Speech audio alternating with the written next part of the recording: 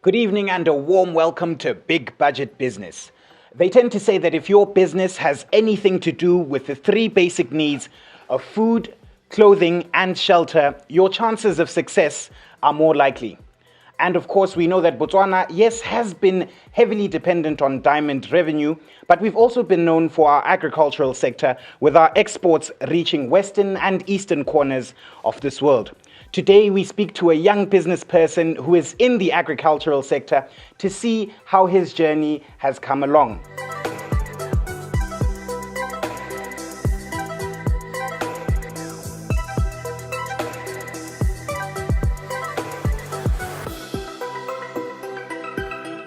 All right, so maybe let's get into Tebatso Jokonya, the individual. Maybe give us a brief background about yourself and anything you'd like the people to know. Well, I grew up in a village not far from Gaborone called Gabane. Did my primary there, and also went to finish my primary in Lobatse. That's where I did my junior. Came back to Gaborone, did my senior there. All right, so thereafter, I take it you went into varsity? Yeah, then I went to varsity. I was still trying to discover myself. Okay. But I think back in senior school, that's where I discovered my passion for agriculture. Oh, all right. Okay, so now that we've gotten into the whole agriculture thing, I take it you started the agricultural projects in secondary school, or you just developed the passion for it at that time? I did some planting back then, trying to do some side hustles. That's when I realized that I can actually make money by just having a backyard garden. And I actually wanted to go to Buang, Sebele then, Sebele College then. That's where I wanted to do my degree. But unfortunately, I ended up in UB. All right. So you ended up pursuing something that you're not necessarily passionate about. A true story. But as luck or life would have it, you ended up back into the agricultural sector. Yes. Okay, so perhaps tell us about your business. It's Nginga Agric-Konnect Consultancy. Tell us a bit about this business. The reason I registered this business was trying to solve the problem of bringing different quality goods to the market from different farmers, Okay. We have two farmers who are neighbors, both doing a potato project, but the quality, the management practices are different, and it affects the product when it gets to the market. So the idea came in to try to connect these farmers, to try to source market for these farmers, because we had that problem ourselves as farmers, trying to deliver stock to a certain customer, and then you cut short. You need another farmer to add stock. All right, so from what I'm picking up here is that your business sort of links farmers with the market. Right. And so it means that you sort of have a consortium of sorts, or maybe you group yourselves together as farmers, you come together and then use your strength in numbers. Kanajang. You may say that, Okay. But we decided for each farmer to benefit, each farmer under Nginga Agric-Konnect Consultancy has to have their own business or their own company. All right. So when we deal with you, we deal at a business to business level. We do this to make sure that no one loses. You understand? Right. And as you know, in agriculture, there are many projects. What we are currently doing right now, we identify crops, grains more especially, because we rely on rainfall for that. Grains that are in demand worldwide, starting with our own country. And then we try to focus on those grains. Oh, all right. So I think maybe if you can speak to us about maybe what milestones you've had so far, any celebratory moments that you've had for your business thus far. I would say the fact that we have managed to learn from projects without any capital using existing government initiatives such as your ISPAD, and then using barren land, talking to people with land to have access to those land. And then we decided to focus on beans. Okay. Our first project as sort of this consortium was this early this year. We planted around 8 hectares of black-eyed beans and mung beans. Wow. It was just a pilot project, and we have learned a lot from that project. Absolutely. I think as our discussion goes, I think the viewers at home are picking up a few things. The importance of you having a registered business, a registered company, which is what you'll be operating as, right? And then also the importance of learning from the projects that you are in, right? Definitely. All right. So you did touch a bit on a government initiative that you've been engaged in. Maybe tell us a bit more for the young person at home who is in agriculture and wants to see, okay, I'm within the agricultural sector. What initiatives are there that I can access? Do you know of any of these that you'd be willing to share?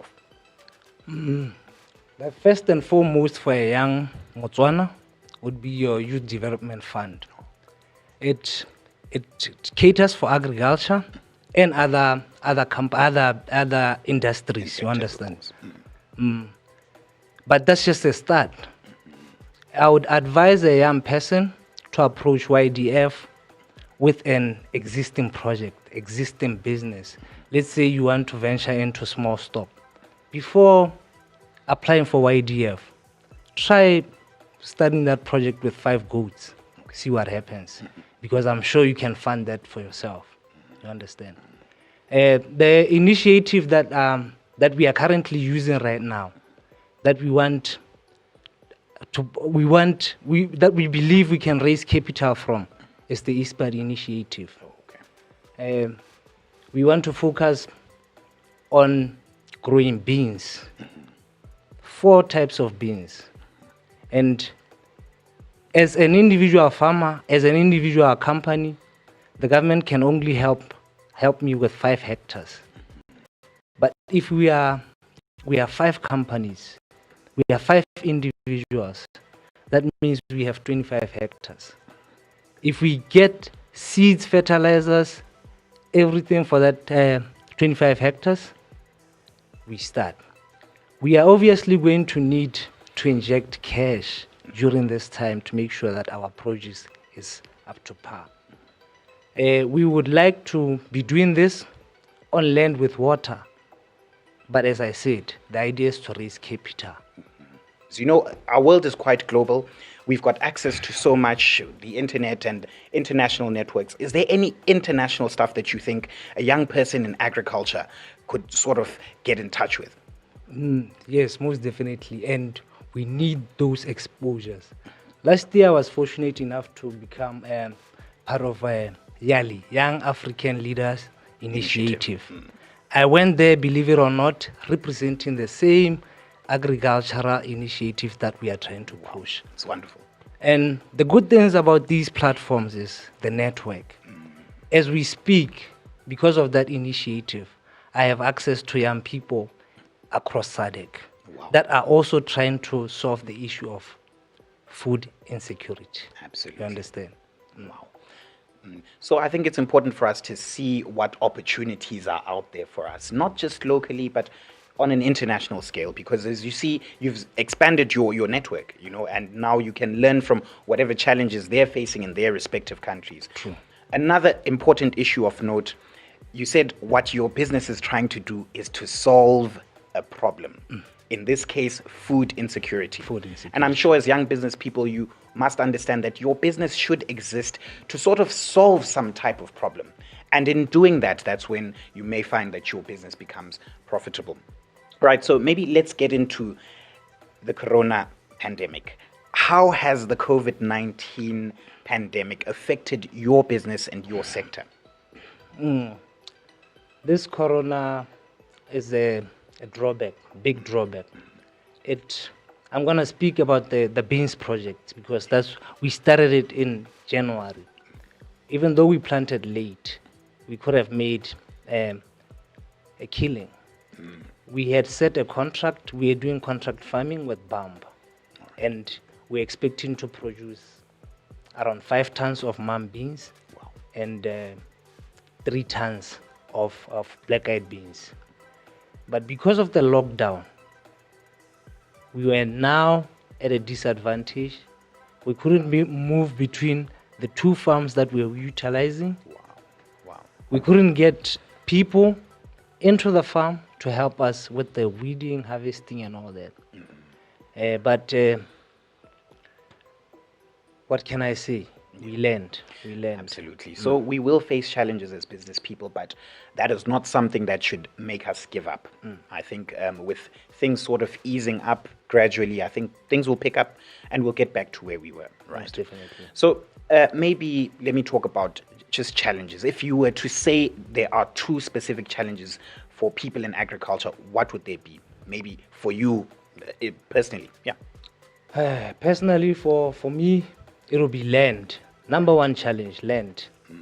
As we speak, we have 3 projects that are ongoing. That's small stock, that's piggery, and that's indigenous chickens. Okay. If we don't have land with water, it's a problem. That means water becomes an expense. We constantly, on 2 or 3 days, have to go buy water, source water from somewhere, put it in the farm. Number 2 challenge will obviously be capital. But challenges have solutions which we need to look for. Both these challenges, we have solutions for them. Okay. We decided to utilize land. We approach people with land, with access to land. Okay. We make agreements with these people because most of the time they don't have time to spend. They don't have time to invest on their land. So we make agreements on a business level to utilize the land. We make sure they understand what we want to do. And the solution number 2 comes from the land that we managed to agree to use. Yes. We focus on projects that do not require a lot of money, but can make a lot of money for us. You understand? Lovely. I like the sound of that. All right. Because, as business people, we're always trying to find ways of cutting our costs and then seeing how we can maximize our profits. True. Wow, that's very interesting. And I think I like the idea of you guys not being stopped by the fact that you didn't have the land. You actually went and approached individuals by the land you can go and till and then do your agricultural project. So I think that's quite commendable. And that's something that we should consider also at home, that, I might not necessarily have this or that, but someone else might have it and might not be putting it to use. So it's good for me to see how I can capitalize on such a situation in a mutually beneficial agreement. No, that's great. So I think the last question for you would be, how can young people access your services? Yes, you said that you link farmers with markets. Maybe if they're young people on the 2 sides of the spectrum, how can they access Nginga Agric-Konnect Consultancy? Well, we have a Facebook page, TGNJ Investments. Okay. We have an office by Main Mall in Mogobe Office Park. All right. That's where you can access our consultancy services. Yes. But ever since January and the corona pandemic, we have decided to spend more time on the farms. All right. We will definitely share our contacts. Okay. Yes. Because you can call us and we will come to your farm. Okay. What we want young people to know is that agriculture doesn't require competition. There's no competition in agriculture. Only collaboration. All right. Only collaboration. There's market for products, but we need to know way before we put the seed in the soil where we are going to sell that product. Absolutely. That's a great pickup there. Let's shift our perspective from the competitive nature to more the collaborative nature. Mr. Jokonya, thank you very much for your time. I'm sure young people will be in touch with you to see how they can leverage their agricultural businesses with you. Thank you so much for being on the show.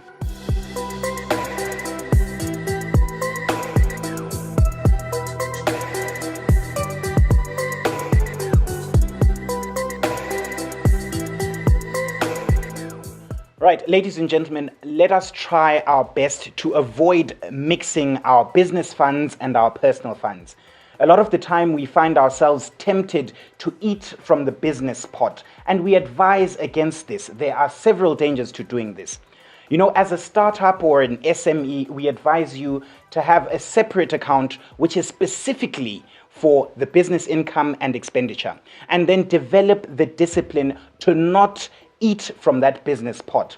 And the advantages of doing this are, number one, from an accounting perspective, if you have that separate account, you will be able to, at any time, have a snapshot or a picture of the financial health of your business. And secondly, as your business grows, you may want to seek some funding. And if you seek this additional finance, you may find it from banks or different institutions. Remember that they will check your financial records to see if you are creditworthy or if you are a risk.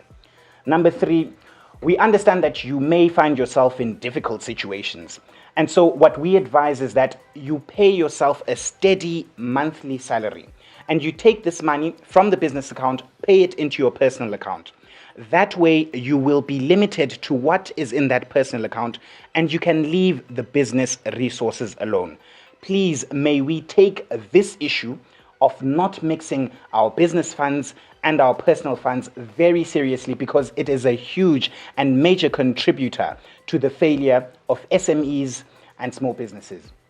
So, ladies and gentlemen, from the team over here and me, Big Budget, it's good night and God bless. And I'm sure by now you remember that you were born for so much more.